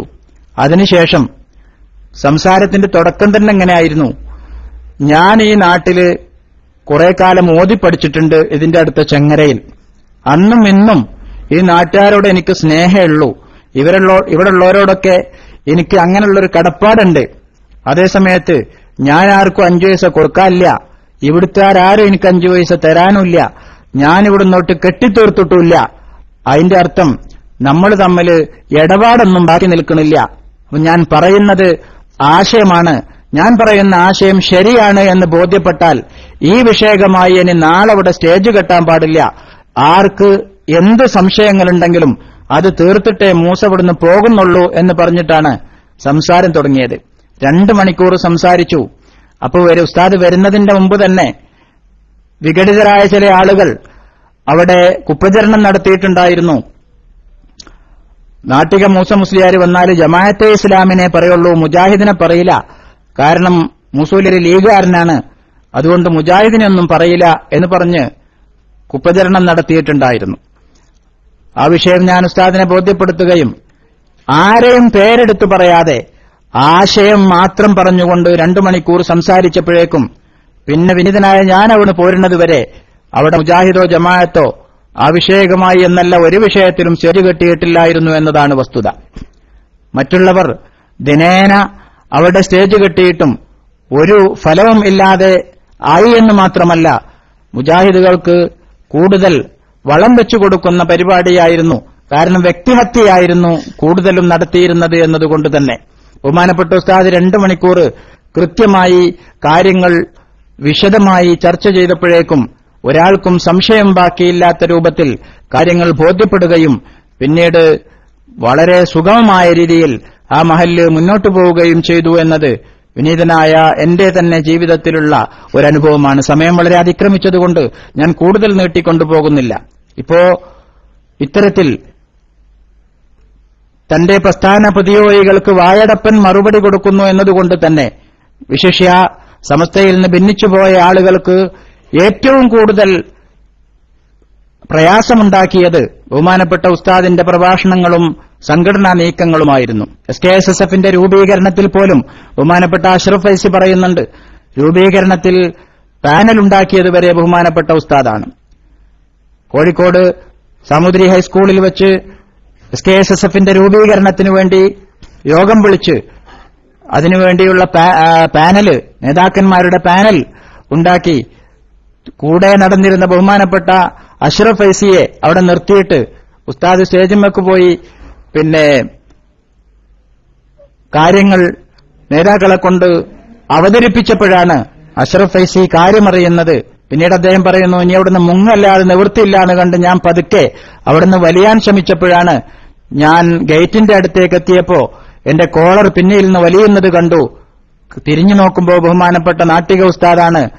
ഞാൻ എന്തെങ്കിലും അങ്ങോട്ട് പറയുന്നതിന്റെ മുമ്പ് തന്നെ എന്നെ ഒരു ജ്യേഷ്ഠന്റെ അധികാരത്തോടുകൂടി ബഹുമാനപ്പെട്ട ഉസ്താദ് അല്പം കർക്കശമായ ശൈലിയിൽ കാര്യങ്ങൾ എനിക്ക് ബോധ്യപ്പെടുത്തി തരികയും നിങ്ങളൊന്നുകൊണ്ടും ഭയപ്പെടേണ്ട, ഞാൻ കൂടെയുണ്ടാകുമെന്ന് പറഞ്ഞുകൊണ്ട് എന്നെ സമാധാനിപ്പിക്കുകയും ചെയ്തു എന്ന് ബഹുമാനപ്പെട്ട SKSSFന്റെ പ്രഥമ പ്രസിഡന്റായിരുന്ന അഷ്റഫ് ഫൈസി കണ്ണാടിപ്പറമ്പ് ഓർമ്മിപ്പിക്കുന്നതായി നമുക്ക് കാണാൻ സാധിക്കുന്നു. അപ്പോ SKSSFനെ സംബന്ധിച്ചിടത്തോളം ബഹുമാനപ്പെട്ട ഉസ്താദിന്റെ സഹവാസം, ഉസ്താദിന്റെ അഭിപ്രായങ്ങൾ, ഉസ്താദിന്റെ ആ ലാളിത്യത്തോടുകൂടെയുള്ള അവരോടൊപ്പമുള്ള ആ കൂട്ടുകെട്ട്, ഒരു നേതാവാണ് അല്ലെങ്കിൽ ഒരു പണ്ഡിതനാണ് എന്നുള്ള യാതൊരു തരത്തിലുള്ള ജാടയുമില്ലാതെ സാധാരണ ഒരു പ്രവർത്തകൻ എന്ന നിലക്ക് സ്റ്റേജിലും അതുപോലെ തന്നെ സമ്മേളന വേദികളിലും സമ്മേളന പന്തലുകളിലും സമ്മേളന പറമ്പുകളിലും ഒരേപോലെ ഒരു പ്രവർത്തകനെ പോലെ ഓടി നടക്കുന്ന അത്തരത്തിലുള്ള ഒരു പ്രകൃതം ഉണ്ടായിരുന്നതുകൊണ്ട് തന്നെ ഓരോ പ്രവർത്തകന്റെയും മനസ്സിൽ ഓരോരുത്തരും വിചാരിച്ചിരുന്നത് ഉസ്താദ് എന്നെ വല്ലാതെ സ്നേഹിക്കുന്നു എന്നാണ്. ഞാൻ വിചാരിക്കും എന്നോട് ഉസ്താദിന് വലിയ സ്നേഹമാണെന്ന്. അങ്ങനെ ബന്ധപ്പെടുന്ന ഓരോരുത്തരും മനസ്സിലാക്കിയിരുന്നത് ഉസ്താദ് എന്നെ വല്ലാതെ സ്നേഹിക്കുന്നു എന്നാണ്. സംഘടനാ പ്രവർത്തനവുമായി ബന്ധപ്പെടുന്നവരെ ഇത്രമാത്രം സ്നേഹിച്ച ഒരു നേതാവ് വേറെയുണ്ടോ എന്ന് ചോദിച്ചാൽ സത്യത്തിൽ എനിക്കതിന് മറുപടി പറയാനില്ല എന്നുള്ളതാണ് വസ്തുത. SKSSFന്റെ പ്രവർത്തകരുമായി, നേതാക്കളുമായി ഇത്രയേറെ ബന്ധം പുലർത്തിയ സമസ്തയുടെ മറ്റൊരു നേതാവുണ്ടോ എന്ന് ചോദിച്ചാലും ഒരുപക്ഷെ അതിന്റെ മറുപടി ഇല്ല എന്ന് തന്നെയായിരിക്കും ആ കാലത്ത് എന്നുള്ളതാണ് വസ്തുത. അതുകൊണ്ട് തന്നെ SKSSFനെ സംബന്ധിച്ചിടത്തോളം, SKSSFന്റെ നേതാക്കന്മാരെ സംബന്ധിച്ചിടത്തോളം, SKSSFന്റെ അക്കാലത്തെ പ്രവർത്തകരെ സംബന്ധിച്ചിടത്തോളം ബഹുമാനപ്പെട്ട ഉസ്താദ് അവർക്കൊരിക്കലും മാറ്റിവെക്കപ്പെടാൻ പറ്റാത്ത ഒരംഗമായിരുന്നു അവരുടെ കൂടെ. അതുപോലെ തന്നെ സമസ്തയുടെ ശത്രുക്കൾ, വിശിഷ്യ വിഘടിത വിഭാഗത്തിന് ഏറ്റവും കൂടുതൽ ദേഷ്യമുണ്ടായിരുന്നതും ബഹുമാനപ്പെട്ട ഉസ്താദിനോട് കൂടെ തന്നെയായിരുന്നു. ഇപ്പൊ നമുക്ക് കേൾക്കാൻ സാധിച്ചത് 2001 ഒക്ടോബർ 4 ബഹുമാനപ്പെട്ട ഉസ്താദ് ഈ ലോകത്തോട് വിട പറയുന്നത് വരെ, ആ വിട പറയുന്നതിന്റെ തൊട്ടുമുമ്പുള്ള നിമിഷം വരെ സംഘടനാ കാര്യങ്ങൾ തന്നെയാണ് അവിടുന്ന് ചർച്ച ചെയ്തത്. അതിൽ കാര്യമായി കടന്നു വന്നിരുന്നത് ഒരു കാലിക പ്രശ്നം എന്ന നിലക്ക് സമസ്തയിൽ നിന്ന് ഭിന്നിച്ചുപോയ ആളുകളെക്കുറിച്ച് തന്നെയായിരുന്നു. കാരണം കേരളത്തിൽ വളരെ ഐക്യത്തോടുകൂടി പോയിരുന്ന, വളരെ സമാധാനപൂർവമായി പ്രവർത്തിച്ചിരുന്ന നമ്മുടെ മഹല്ലുകളിൽ മുഴുവനും കുഴപ്പമുണ്ടാക്കിയത് മുജാഹിദുകാരെക്കാൾ, ജമാഅത്തെ ഇസ്ലാമിയേക്കാൾ, അല്ലെങ്കിൽ തബ്ലീഗ് ജമാഅത്തിനേക്കാൾ, എന്തിനേറെ ഖാദിയാനികളെക്കാൾ പോലും ഏറ്റവും വലിയ കുഴപ്പത്തിന് നേതൃത്വം നൽകിയ വിഭാഗം വിഘടിതരായിരുന്നു എന്നതുകൊണ്ട് തന്നെ ബഹുമാനപ്പെട്ട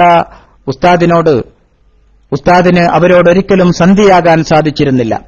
പലപ്പോഴും ഐക്യം പറഞ്ഞു വരുന്ന ആളുകളോടൊക്കെ ഉസ്താദ് പറഞ്ഞിരുന്ന ഒരു വാക്കുണ്ട്, ചില ആളുകൾക്കൊരു പക്ഷേ കാര്യങ്ങൾ വേഗം മറക്കാൻ സാധിച്ചേക്കും, പക്ഷേ പ്രശ്നങ്ങളിൽ നേരിട്ട് ഇടപെട്ട ആളുകൾക്ക് അത് പെട്ടെന്ന് മറക്കാൻ സാധിക്കില്ല എന്ന് ഉസ്താദ് പറയുന്നത് പലപ്പോഴും ഞാൻ കേട്ടിട്ടുണ്ട്.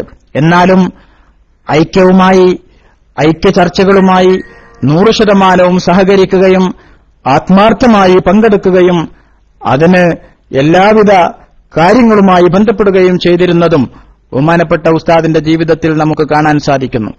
അങ്ങനെ നേതാക്കന്മാരുടെ നിർദ്ദേശപ്രകാരം ഓരോ കാര്യങ്ങളും ഒരു അനുയായിയായി നിന്നുകൊണ്ടാണ്, ഒരു പ്രവർത്തകനായി നിന്നുകൊണ്ടാണ് ബഹുമാനപ്പെട്ട ഉസ്താദ് നമ്മോടൊപ്പം ഉണ്ടായിരുന്നത്.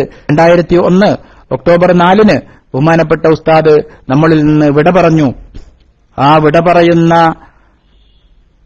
സമയം വരെ ഏതെങ്കിലും ഒരു വേദിയിൽ ബഹുമാനപ്പെട്ട ഉസ്താദിനെ ഒന്ന് പരാജയപ്പെടുത്തി കാണാൻ വിഘടിത വിഭാഗം പലപ്പോഴും ആഗ്രഹിച്ചിട്ടുണ്ടായിരുന്നു.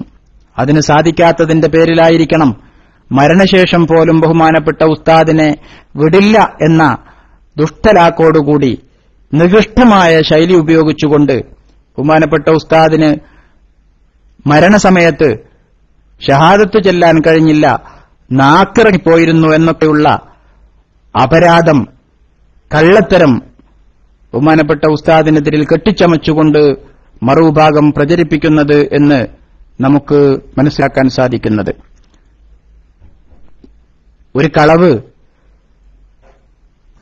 ആര് പറഞ്ഞാലും അത് കളവ് തന്നെയാണ്. വലിയ ആള് പറഞ്ഞാല് കളവ് സത്യാകൂല, അതൊരു വലിയ കളവാകുകയേ ചെയ്യുള്ളൂ. സമസ്തയിൽ നിന്ന് വിഘടിച്ചു പോയവരുടെ ഏറ്റവും വലിയ ആളാണ് ഉസ്താദിനെതിരിൽ ഇത്തരത്തിലുള്ള ആക്ഷേപം പറഞ്ഞതായി നമുക്ക് കേൾക്കാൻ സാധിക്കുന്നത്. ബഹുമാനപ്പെട്ട ഉസ്താദ് വഫാത്താകുന്ന സമയത്ത് അന്ന് കുവൈത്തിലുള്ള ഞങ്ങളെ സംബന്ധിച്ചിടത്തോളം വേറെ ഒരു ദുഃഖം കൂടിയുണ്ടായിരുന്നു. ഉസ്താദ് 2 തവണ കുവൈത്തിലേക്ക് വരാൻ വേണ്ടി വിനീതനായ എന്നോട് കാര്യങ്ങൾ ശരിയാക്കാൻ വേണ്ടി ആവശ്യപ്പെട്ടു. ഒന്ന് ഒമാനിൽ വെച്ചുകൊണ്ടായിരുന്നു ബഹുമാനപ്പെട്ട ഉസ്താദ് വിളിച്ചത്. അന്ന് ഞാൻ കുവൈത്തിൽ വന്ന് 2ാമത്തെ വർഷമാണ്, അഥവാ 1998 ഇവിടുത്തെ നിയമങ്ങളെക്കുറിച്ചോ ഒരു വിസ എങ്ങനെ ശരിപ്പെടുത്തുമെന്നതിനെക്കുറിച്ചോ കൃത്യമായ ഒരു വിവരവുമൊന്നും അന്ന് ഇല്ലാത്ത കാലത്താണ്. ഇവിടെ സംഘടന ജസ്റ്റ് രൂപീകരിച്ചിട്ടേ ഉള്ളൂ.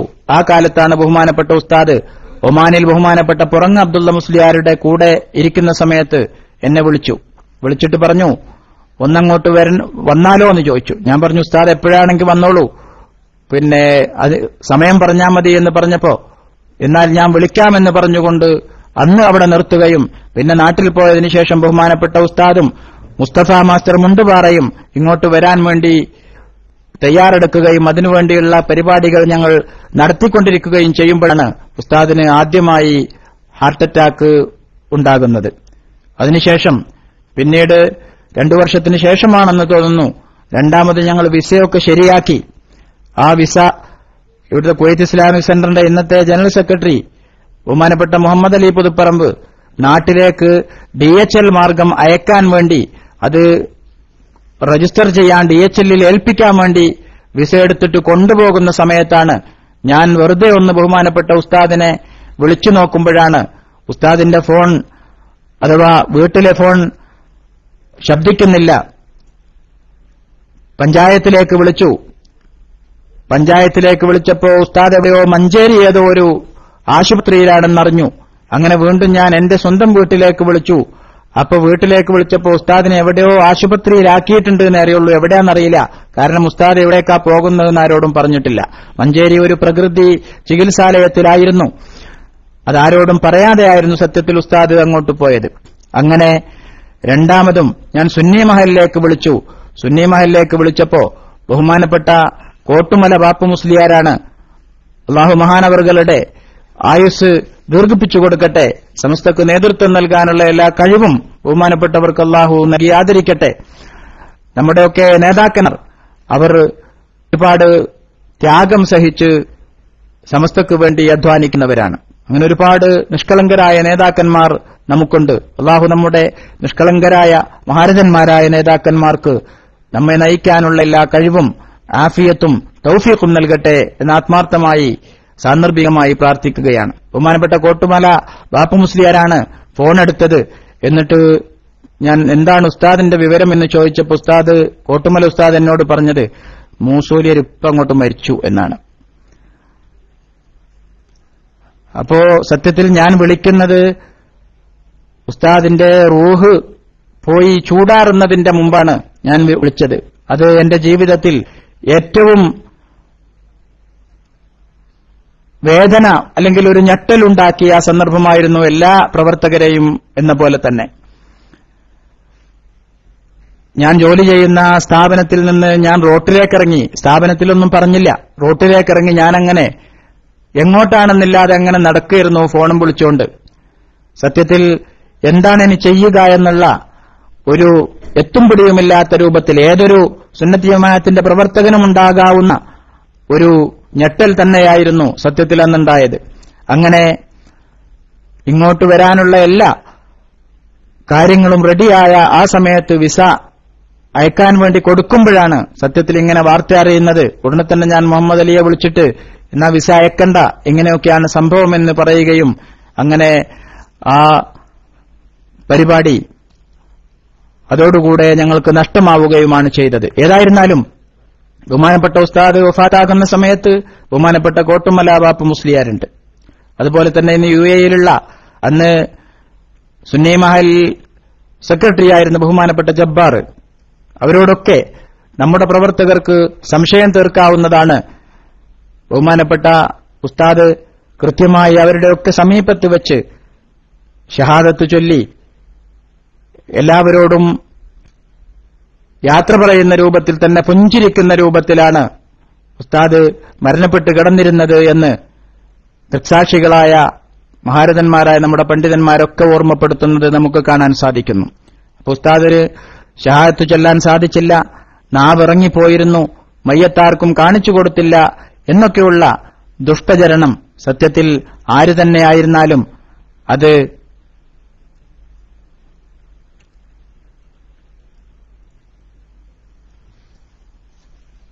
അസത്യമാണ്, അല്ലെങ്കിൽ സത്യവിരുദ്ധമാണ് എന്ന് പറയാതിരിക്കാൻ നിവൃത്തിയില്ല. നമുക്ക് പറയാനുള്ളത്, ഒരു കളവ് ആര് പറഞ്ഞാലും, ചെറിയവൻ പറഞ്ഞാലും വലിയവൻ പറഞ്ഞാലും ഒക്കെ കളവാണ്. പക്ഷേ വലിയവൻ പറയുമ്പോൾ ആ കളവിന് ശക്തി കൂടുകയേ ഉള്ളൂ എന്നുള്ളതാണ് നമ്മൾ മനസ്സിലാക്കേണ്ടത്. അല്ലാഹു സുബ്ഹാനഹു വ തആല സത്യത്തിന്റെ കൂടെ നിൽക്കാൻ നമുക്കൊക്കെ തൗഫീഖ് നൽകി ആദരിക്കുമാറാകട്ടെ. ബഹുമാനപ്പെട്ട ഉസ്താദിന്റെ സ്ഥാനത്തേക്ക് സത്യത്തിൽ ഒരു പകരക്കാരനെ കിട്ടിയിട്ടുണ്ടോ എന്ന് ചോദിച്ചാൽ ഇല്ല എന്ന് തന്നെയാണ് നമുക്കൊക്കെ മനസ്സിലാകുന്ന മറുപടി. അല്ലാഹു സുബ്ഹാനഹു വ തആല സമസ്ത കേരള ജമിയത്തുൽ ഉലമയെ എല്ലാ നിലക്കും ഉത്തരോത്തരം ഉയർച്ചയിലേക്ക് നയിക്കാൻ നമ്മുടെ നേതാക്കന്മാർക്ക് എല്ലാവിധ കരുത്തും തൗഫീഖും ആഫിയത്തും നൽകട്ടെ. സുന്നത്ത് ജമാഅത്തിന് വേണ്ടി എല്ലാ പ്രവർത്തനങ്ങളും കാഴ്ചവെച്ചുകൊണ്ട് ബഹുമാനപ്പെട്ട സുന്നത്ത് ജമാഅത്തിന്റെ സേവയായി നീങ്ങാൻ നമുക്കൊക്കെ അല്ലാഹു തആല തൗഫീഖ് നൽകട്ടെ. അല്ലാഹു സുബ്ഹാനഹു വ തആല ഖുർആനിൽ പറഞ്ഞ ഒരായത്ത് ഓതിക്കൊണ്ട് ഞാൻ ഈ അനുസ്മരണം അവസാനിപ്പിക്കുകയാണ്. സൂറത്തുൽ അഹ്സാബിൽ അല്ലാഹു സുബ്ഹാനഹു വ തആല പറയുന്നു, മിനൽ മുഅ്മിനീന റിജാലുൻ സദഖൂ മാ അഹദുല്ലാഹി അലൈഹി ഫമിൻഹും മൻ ഖളാ നഹ്ബഹു വമിൻഹും മൻ യൻതളിർ വമാ ബദ്ദലൂ തബ്ദീല. മുഅ്മിനീങ്ങളിൽ, സത്യവിശ്വാസികളിൽ ചില ആളുകളുണ്ട്, അവർ അല്ലാഹുവിനോട് ചെയ്ത വാഗ്ദത്തം അവർ സത്യസന്ധമായി പുലർത്തിയിട്ടുണ്ട്. അല്ലാഹു സുബ്ഹാനഹു വ തആല അവന്റെ ദീനിന്റെ കാര്യങ്ങൾ നിർവഹിക്കുന്നതിൽ അവരെ ഏൽപ്പിച്ച ഉത്തരവാദിത്തം അവർ നിർവഹിച്ചിട്ടുണ്ട്. ബാക്കിയുള്ള ചില ആളുകൾ അല്ലാഹുവിന്റെ വിളി കാത്തിരിക്കുകയാണ്. അല്ലാഹു സുബ്ഹാനഹു വ തആല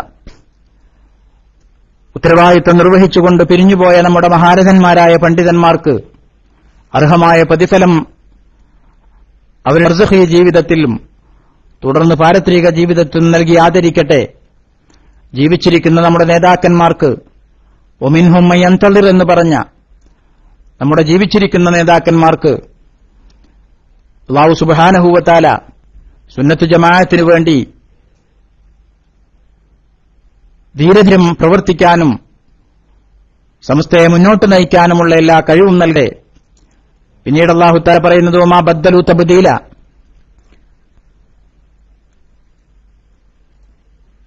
അവർ അല്ലാഹുവിന്റെ ദീനിൽ യാതൊരു മാറ്റിത്തിരുത്തലുകളും വരുത്തിയില്ല എന്നുള്ളതാണ്. ഇന്ന് നമുക്ക് കാണാൻ സാധിക്കുന്നത് അള്ളാഹുവിന്റെ ദീനിൽ മാറ്റം വരുത്തുന്ന ആളുകളെയാണ്. സുന്നത്ത് ജമാഅത്ത് എന്ന് പറഞ്ഞുകൊണ്ട് അള്ളാഹുവിന്റെ റസൂലിന്റെ മുഅ്ജിസത്തുകൾ അത് റസൂലിന്റെ വഫാത്തോടുകൂടി അവസാനിക്കുമെന്നൊക്കെ സുന്നി വിരുദ്ധ ആശയങ്ങൾ പ്രചരിപ്പിക്കാൻ തലയിൽ കെട്ടും താടിയും ഉപയോഗിക്കുന്ന കാലത്താണ് നമ്മൾ ജീവിക്കുന്നത്. ആയതുകൊണ്ട് നമ്മുടെ നേതാക്കന്മാരെ സംബന്ധിച്ചിടത്തോളം 100% നമുക്ക് പറയാൻ സാധിക്കും, ഒമാ ബദ്ദലു തബ്ദീല, അല്ലാഹു സുബ്ഹാനഹു വ തആലയുടെ ദീനിൽ അവർ ഒരു മാറ്റിത്തിരുത്തലുകളും വരുത്തിയിട്ടില്ല. വിശ്വാസികളിൽ അള്ളാഹുവിനോട് ചെയ്ത പ്രതിജ്ഞ യാഥാർത്ഥ്യമാക്കി കാണിച്ച ചിലരുണ്ട്. ചിലർ അവരുടെ നേർച്ച പൂർത്തിയാക്കി കഴിഞ്ഞിരിക്കുന്നു. മറ്റു ചിലർ അവസരം കാത്തിരിക്കുകയുമാകുന്നു എന്ന് അല്ലാഹു സുബ്ഹാനഹു വ തആല ഓർമ്മപ്പെടുത്തുന്നു. സ്വന്തം നിലപാടിൽ അവർ യാതൊരു മാറ്റവും വരുത്തിയിട്ടില്ല. അല്ലാഹു സുബ്ഹാനഹു വ തആലയുടെ ദീൻ പറയുന്ന കാര്യത്തിൽ അവർ അവരുടെ വ്യക്തിപരമായ താൽപര്യങ്ങൾക്ക് വേണ്ടി ഒരു തരത്തിലുള്ള മാറ്റങ്ങളും വരുത്താൻ തയ്യാറായിട്ടില്ല. ഇത് സത്യത്തിൽ സമസ്തക്കു മാത്രം പറയാൻ സാധിക്കുന്ന ഒരു കാര്യമാണ് എന്നുകൂടെ അടിവരയിട്ട് ഓർമ്മപ്പെടുത്തിക്കൊണ്ട് അല്ലാഹു സുബ്ഹാനഹു വ തആല നമ്മുടെ ഈ പ്രയത്നത്തെ സ്വീകരിക്കുമാറാകട്ടെ. സമസ്തക്കു വേണ്ടി, സുന്നത്ത് ജമാഅത്തിനു വേണ്ടി അല്ലാഹു തആല ബാക്കി തരുന്ന ആയുസ് ചെലവഴിക്കാൻ നമുക്കൊക്കെ തൗഫീഖ് നൽകട്ടെ. നമ്മുടെ ക്ലാസ് റൂമിന്റെ പ്രവർത്തനത്തെ വിജയകരമായി മുന്നോട്ട് നയിക്കാൻ അല്ലാഹു എല്ലാ കഴിവ് നൽകട്ടെ. ഇതിന്റെ അണിയറ പ്രവർത്തകർക്കും നമ്മുടെ പ്രിയങ്കരായ നേതാക്കന്മാർക്കും അല്ലാഹു സുബ്ഹാനഹു വ തആല അർഹമായ പ്രതിഫലം നൽകി ആദരിക്കട്ടെ. സുന്നത്ത് ജമാഅത്തിൽ അടിയുറച്ചു നിൽക്കാൻ അവരെയും നമ്മളെയും അല്ലാഹു തക്കട്ടെ. ആഖിറു ദഅവാനാ അൽഹംദുലില്ലാഹി റബ്ബിൽ ആലമീൻ. അസ്സലാമു അലൈക്കും വറഹ്മത്തുള്ളാഹി തആല വബറകാതുഹു.